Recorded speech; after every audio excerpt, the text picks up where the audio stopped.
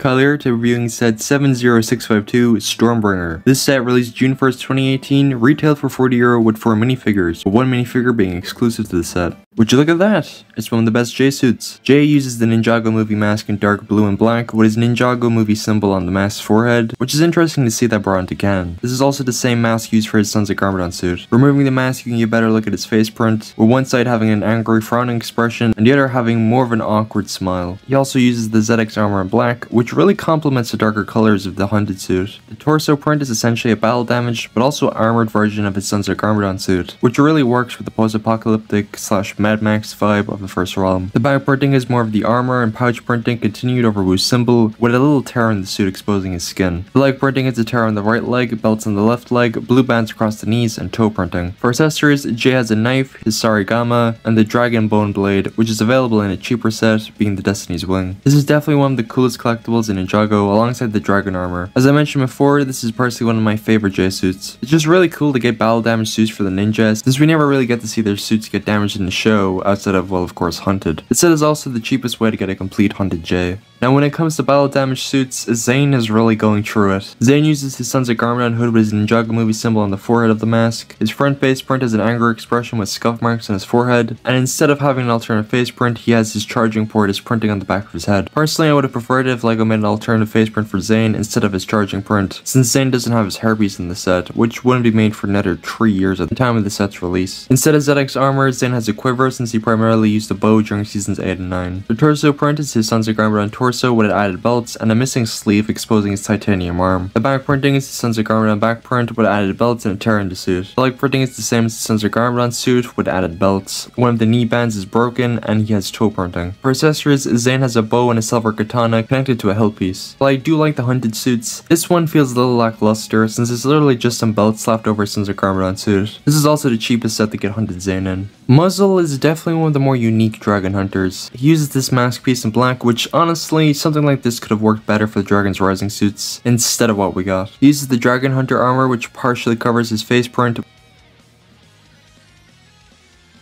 which, taking a closer look at, is this kind of angry but also neutral expression with like cloth or something covering his mouth. The torso print is this spiked belt and armor over green cloth with a chain. The back printing is more of the cloth and armor printing continued, with the back of the armor slightly exposed in an orange chain that looks similar to the Vengestone chains used by the dragon hunters to hunt dragons. The leg printing has more of the armor cloth and chain printing continues to the legs as well as toe printing. For accessories, Muzzle has a silver katana with a short hilt connected to a hilt piece like a spear or something with a crescent moon looking blade. This is also the cheapest set to get Muzzle in, for what that's worth. The only exclusive minifigure to this set is Daddy No Legs. He has a similar hairpiece to Nanakon and has a half mask in black. His face print is different than Muzzle's with face markings or maybe even scars with an angry expression. His torso as well as back printing is the exact same as Muzzle's. Instead of normal minifigure legs, he has 4 brick-built spider-esque legs, hence the name. For accessories, Daddy No Legs has a machete connected to a hilt piece and this spear or staff with an orange translucent chain, which actually connects to the back of his legs. I really like how LEGO represented Vengestone chains in the sets using translucent orange. Again, this is the only set that he comes in, so keep that in mind. The side build of this set is this giant anvil which holds the chest plate of the golden armor. There's no stud connection, so the armor is very prone to falling off the anvil, which it's so-so. But the rock greveling and shrubbery really adds to this side build as well.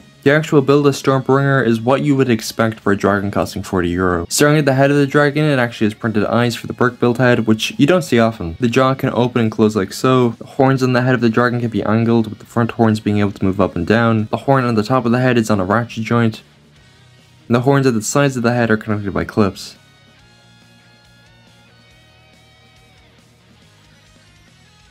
The spring-loaded shooter plate feature is surprisingly well integrated into the set and even shoots at the dragon's mouth. The neck can be angled up and down as well as from side to side.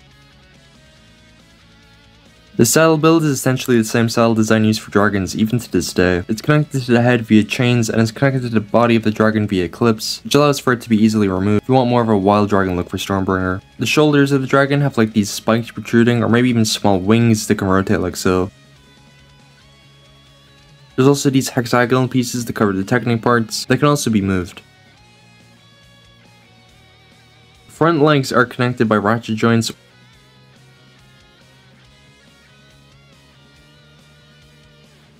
while the feet of the dragon are connected by ball joints. And the toes of the dragon are connected by clips which can be moved up and down. Stormbringer's body has a very arched look to it, with a yellow underbelly that really complements the shades of blue. The arch back for Stormbringer works really well to make it look like a wyvern, or wyvern, however you pronounce that. The back legs are essentially identical to the front legs with the same ratchet joint connection.